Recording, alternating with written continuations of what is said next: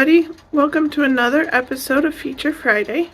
Hope you guys have all had a great week. Today we're going to be talking about some of the maintenance for the robot. So I'm going to turn you around so you can see what I'm talking about, and we'll talk about some maintenance stuff for you. So one of the things is that the robot is only moving your machine, right? So it'll only work as well as you take care of your machine. So, you know, whatever your manufacturer says for machine maintenance, I would definitely recommend, you know, like oiling the hook assembly, oil wherever you're supposed to, wherever else your machine is. I know there's different spots on different machines.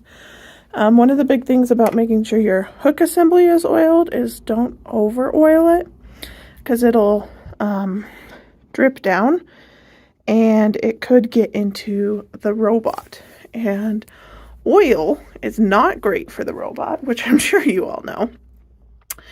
But we don't want oil in there. We have seen some come in for repair where the oil's gotten down into that board and caused problems. So just be careful when you're oiling that.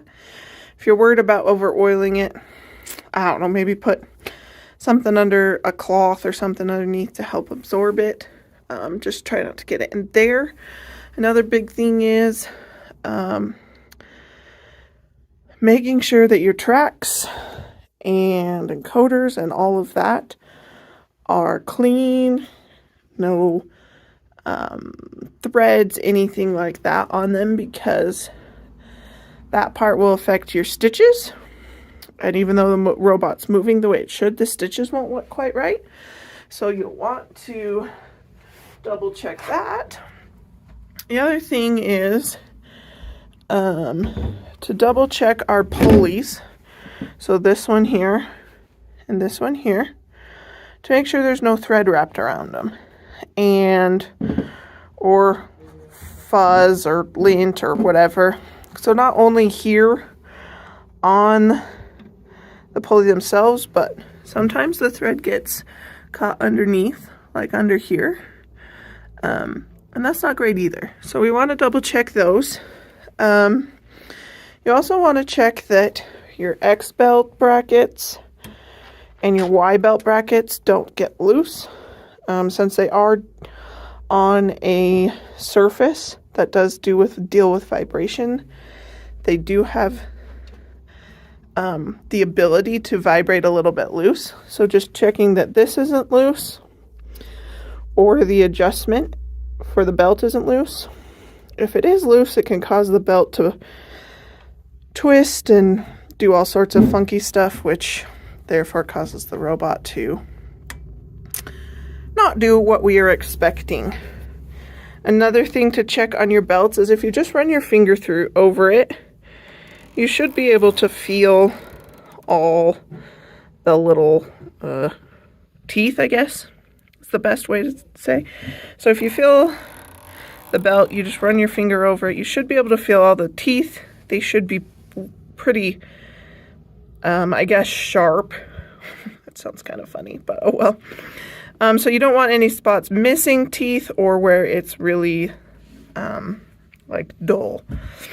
Because the teeth fit in with these pulleys on here, and so you can see in there. Maybe if I go like this, you can see better. So the belt fits on those teeth right in here, and that's what's helping it move. So you want to check those, and like I said, just make sure they feel sharp. There's not any missing spots, completely missing them. Another thing just to note that you might notice on this one is we've got it on a smaller frame, so it's a little bit tighter than what you'll see on the longer frames. So if you have a shorter frame, it might end up being a little bit tighter, which is normal. So there's that. And then the frequency of your maintenance. Again, like I said, when it comes to the machine, use your manufacturer's recommendations. I would personally check the pulleys on the robot when I take my quilt off. Just double check them, as well as the X and Y brackets. Just to make sure they're tight. Maybe you can see better on this one. This one has a Y bracket here. So just make sure they're tight and they're not loose or wiggling. I would do that, just double check those type of things after you take off a quilt, as well as just the belts. I would do that just every time you take off a quilt. And that way you just, for me it would be more of a routine that I would get into, and so I wouldn't forget to do it. So those are the main things that I can think of. I hope that that is some helpful information for you and answer some of those questions out there. And I hope you guys have a wonderful weekend.